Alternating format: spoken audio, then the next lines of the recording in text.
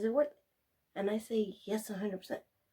So the reason why is because I was watching on Netflix this experience that they did. Is called Is Love Blind, and where these people, they go and they meet and they sit in these pods, and I guess they don't see each other. They don't even know what they look like. They just say, "Hi, my name is blah blah blah," and then they start writing down in a journal what they don't like about this person, or if they don't like this person.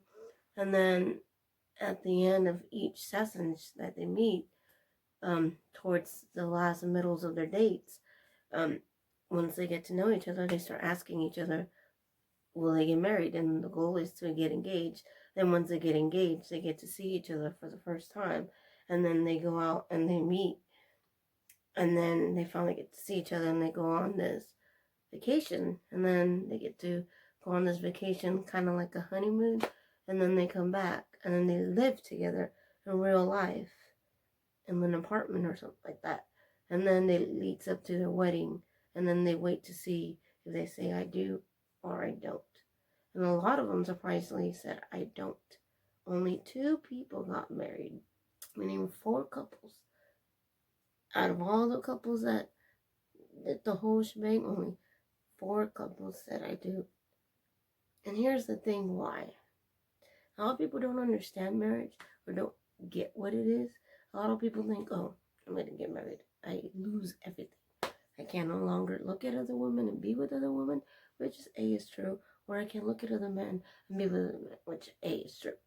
So a lot of people get like, do I really want to spend the rest of my life with that guy? Is that the only person who's going to be my soulmate? And a lot of people think it in a sexual being way, that it's a huge part of marriage, yes, but it's not the main sole thing. So it boggles me how society is all just about the sexual point of it, instead of actually really functioning and getting to know that person one-on-one. Because to me, society, it doesn't make any sense how in today's society is, you're good enough to be the baby mama, but you're not good enough to be the wife. Meaning, I'm going to repeat this again. You're good enough to be somebody's baby mama or baby daddy, but you're not good enough to be their husband or wife. And that always happens. A lot of my friends, that's the way they end up. They end up later down the years. Some of them are still together. Some of them have broken up. And I always tell them, then what's the point of having children?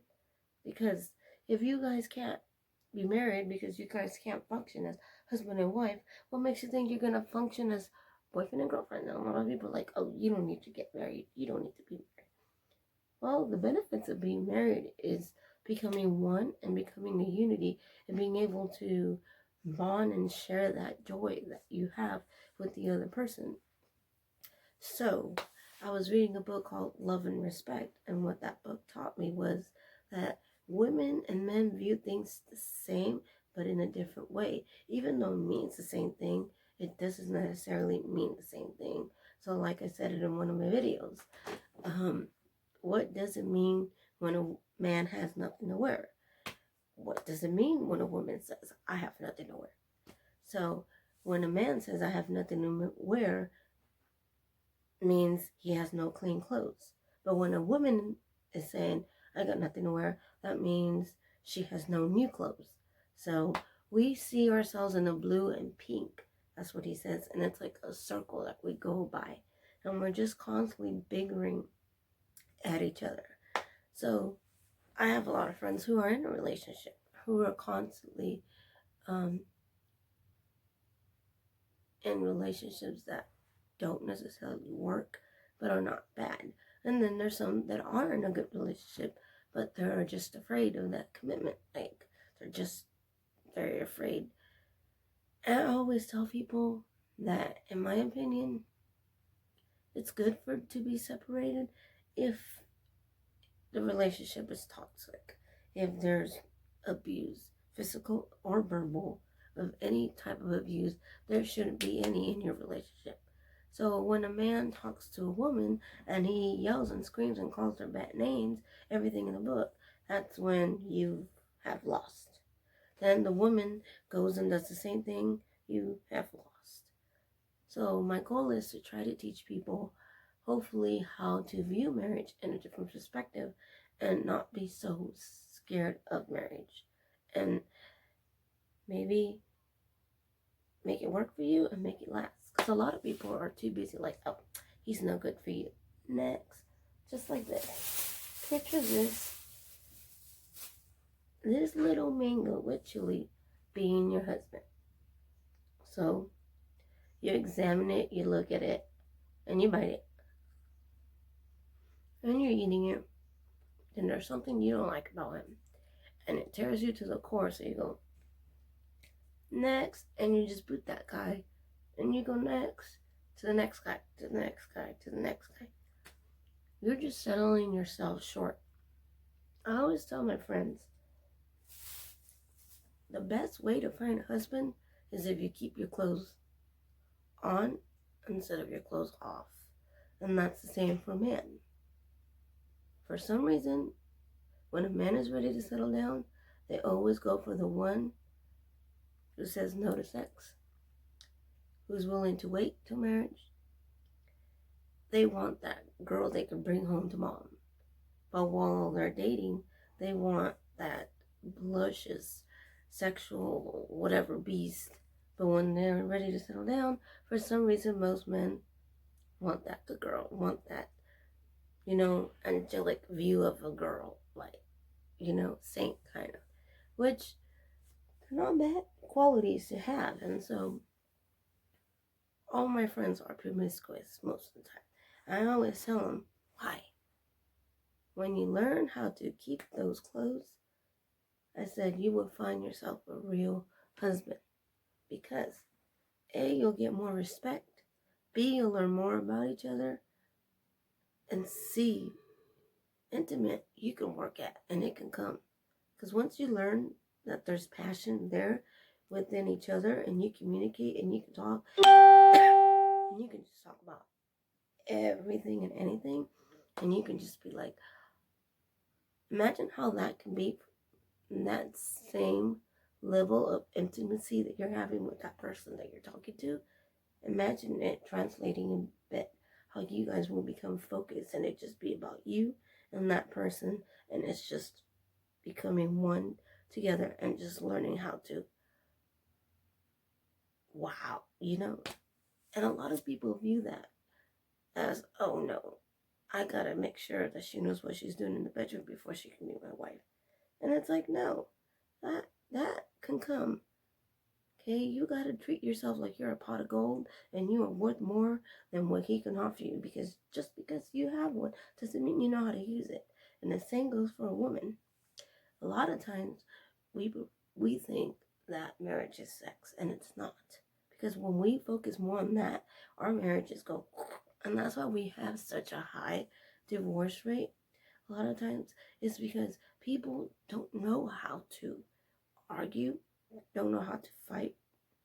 And whenever my son's dad would come and visit and pick him up, he was working in the oil fields, and he was like, dude, he goes, I feel like I'm a dog. And I was like, what do you mean by that? He goes, just listening to them talk disgusted me for some reason. He was like, they would talk about how they would go and get hookers and prostitutes and cheat on their wives before getting home to them. Because sometimes wives have children. So they end up getting tired and they have to take care of the house chores. They got to make sure that their husbands are fed, that their children are fed, that they went to school, that the rent is paid or bills are paid. And it's a lot to take in. And a lot of times men don't give that credit to the wife because we view society as, oh, I'm the man, I gotta go to work, you gotta take care of the kids. No, it should be equal to where a woman can work just as hard as a man, and the man can work. The Bible says that the man can also be a discipliner to their children and help out.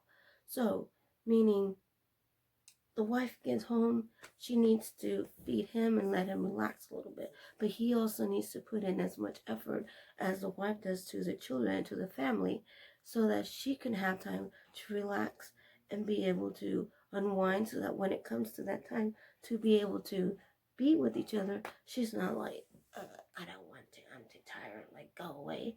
And also the way you ask. A lot of men I see, when they ask, like, they'll ask my friends, and then the way they talk to my friends and the way they say it, it's like, do you want to have sex? It's like, you just don't ask like that. You gotta, a woman is like an iron, okay? You gotta turn her on and slowly make her get heated until that gets boiling hot to where she's there. A man just, bing, they're like a light bulb. You just turn it off and on and they're just, a woman has to be like an iron. You gotta turn it on and work her magic. Excuse me, all the way up, you know? So, that's another thing. Second is communication. Communication is key. A lot of times we forget how to communicate. A lot of people are like, how do you communicate? Same way you talk to your best friend or your coworkers. A lot of women are like, oh, my husband's blah, blah, blah, blah, blah. Or my wife is a blah, blah, blah, blah, blah, blah. And all men talk about how their wives don't do this and how their wives don't do this. And I was like, wow. So I watched this documentary about prostitutes, and it opened up my eyes. So there were prostitutes from Mexico, there were prostitutes from China, and then there were prostitutes from India. And in that, sorry, in the session where there were the Chinese men, they went in there and they got their prostitutes. One of them was like, why do you come when you're married? He was like, oh, because my wife can't do this. It's like men view women as a nice ass, big breast, skinny, and very beautiful, thick, nice, luscious legs, you know, and hips and everything. But as soon as their wife has that, they like to knock it off. No, they have to be like a wife. Like, what is a wife supposed to look like? You cannot be the trophy looking wife, because then it's like, no. So, but yet men are willing to look at other women and be with women like that and have that intimacy with them. And then they come home and they just be with their wives.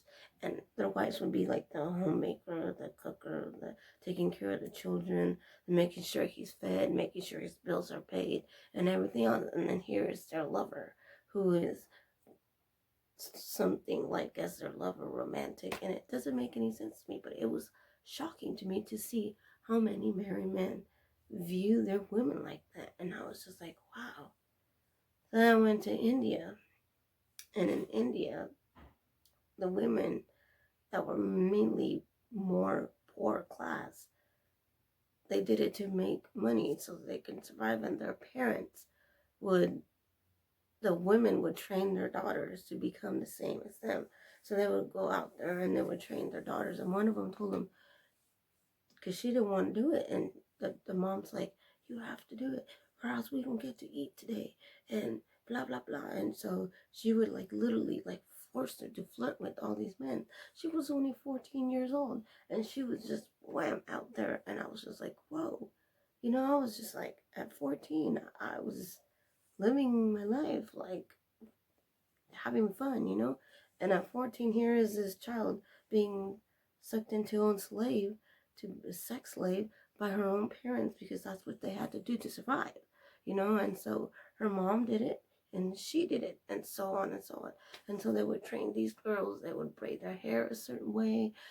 And I went back a few years later, tried to find it again on YouTube, and it was gone. I was like, where the hell did this video go? It was very educational on how we portrayed, how these women were portrayed and how they were seen. So, fortunately, one of my good friends, she was able to see it. And she was like, wow, you're right. That was a good documentary. That was like, opened up my eyes. And then we went to the one from Mexico, and how it was mainly men who were just dogs, treated women like they were just lust, basically. And so the guys didn't give them any respect. And so they interviewed this gentleman, and he was talking how he brought his son in. And he's like, why did you bring your son? Well, my son's 14, and I want him to experience what it is to be a man, and I want him to be a man. So I brought him here so that he could become a man. And I'm just like, whoa. So he brought him to a hooker, and then it showed the video of the actual hooker having sex with a guy, and she was like, okay, your time's up. Her little thing beep. It's like, if you want more, you gotta pay me more. And he was like, ah. And then she's like, and I charge more for a blowjob, so you need to. And then there was one lady who was like heavy set, and she had these big breasticles, and she was like, I usually just make them turn around.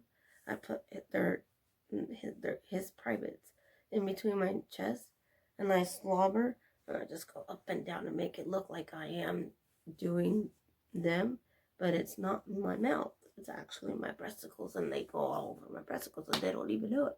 And I was just like, what the? And I was just looking at my friend going, that was what tripped me out, was like, whoa, this is like unique and weird at the same time. I'm like, how can these women view that or do that?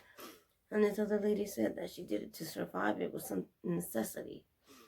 And then this one other guy goes, they interviewed him, and they're like, why do you come? He goes, because my wife, again, is my wife. And she needs to be at home taking care of my children, doing her wifely duties. And then I need to be with this person because she needs to pleasure me because she knows how to pleasure. And that was I guess, the phobia that they all had, that I saw similarities, that the wives were viewed in a viewed way as and the women that are not the wives were viewed in this way. And I was just like, whoa. I was like, yeah. And a lot of times, a lot of marriage, I see a lot of infidelities. You know, it's happened to me, it's happened to my mother, and I've seen a lot of people see infidelities. A lot of people talk about infidelities in general. And some of the times why I see people have infidelities is because there's lack of communication, and there's no sexual communication. There's none. Okay, if you have more than 5 children, newsflash, I'm not trying to be rude, but that is your fault. You wanted those children. You made those children out of love. So you need to figure out how you did that so you can go back and maybe not have any more children if you're done, but view that passion and put time into it.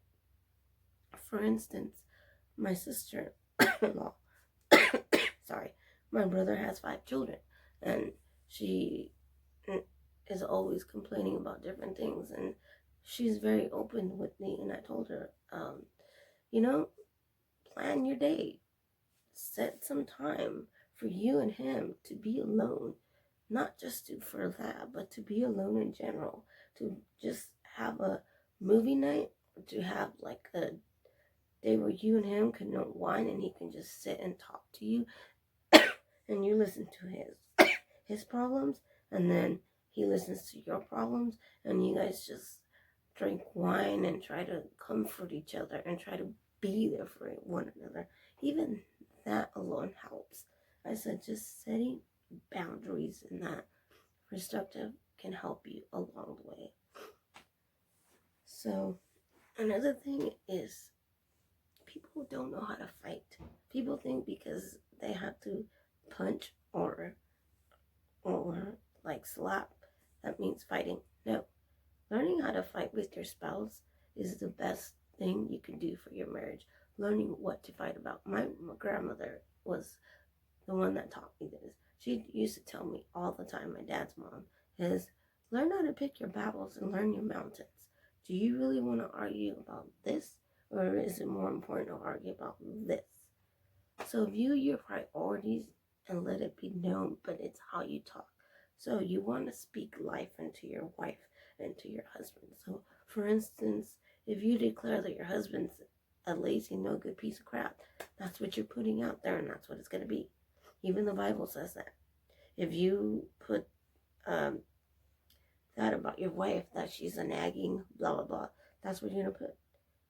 So when you come to common ground and say, okay, this is why I nag, right? 10 things why you feel like you nag. And then he's going to write why he feels like you're nagging at him.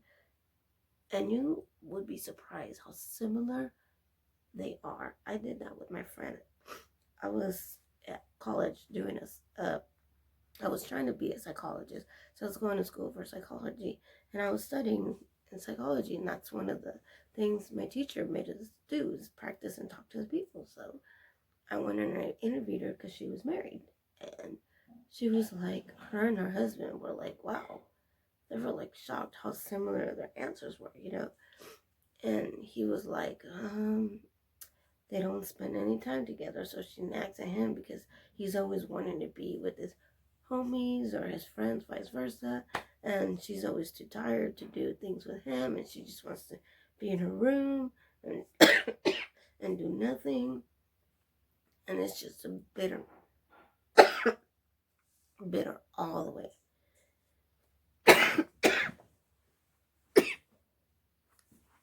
Sorry about that, guys. Whew. My allergies and my asthma keeps acting up, and I just cough and cough and cough.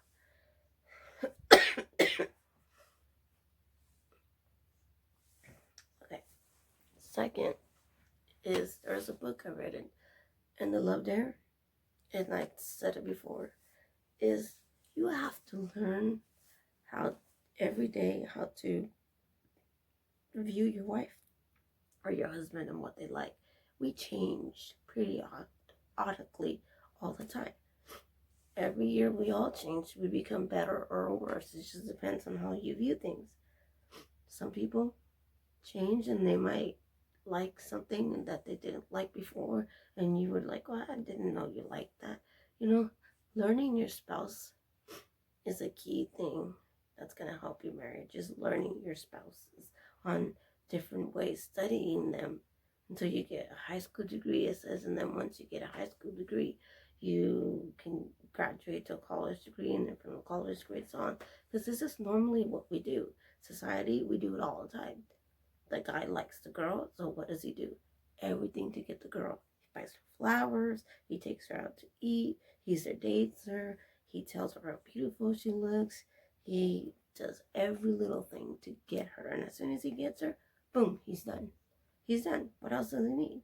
That's why I always tell my friends, if you learn how to keep your legs closed, you will constantly get more of that, because they'll be willing to give you more of that because you haven't given them everything. So they have to still wonder, because it's not always about that first. I always say start with communication and going on dates. That's why I love like when the 19 kids and counting, I love how they date and I love how they do it. And a lot of people are like, you're crazy. And I was like, I wish I would have done that. I said that would have been, courtship would have been a lot better, because in today's society it's like, if you don't give him what he needs, he's like, next, fine, you don't need it, next. You have to learn how to value yourself before you can let somebody else value you. Learn how to love yourself, and you know, and a lot of people are too embarrassed to admit that they don't know how to fight. And when they argue, they say every name in the book. Like, I'll be at work and I'll hear constantly people arguing. This one lady was calling her man every word of the book, and he was just like, you're being a B. And she's like, oh, now I'm being a B? You ass B. And it's like, no. When something is bothering you, I just go, this is how I learned. And it's helped me along from the book that I read, Love and Respect. I recommend that book. I learned to stop, think about it, write it down, and then I send it not in a text, I send it to myself as an email, so I can always have it in an email, so I can always view it if I need to go back to it. And then I let him know, hey, you're frustrating me. And he's like, in what way? I let him know, right now you're frustrating me, and I need you to understand why. And then I go, I don't mean to frustrate you now, because I'm getting frustrated, because it's usually what you do, is you see that I'm getting frustrated, so you want to think that you're bigger, and so you get bigger and better, so you want to start attacking. No, I'm just letting you know what my issue is so that we can come together and fix it. Instead of me attacking him, going, hey, you asshole, you need to get your ass over here and stop being blah, blah, blah, blah, blah. It's not going to get anywhere. We're going to be doing this. It's like a circle.